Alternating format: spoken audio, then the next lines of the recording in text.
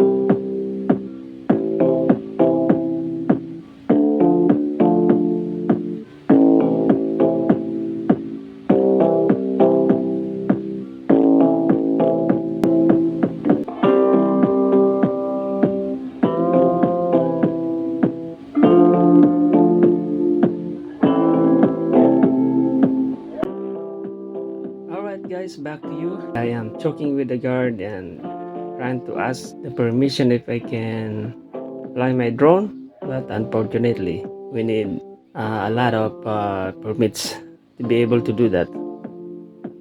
So we have a nice conversation with the guard. Alright.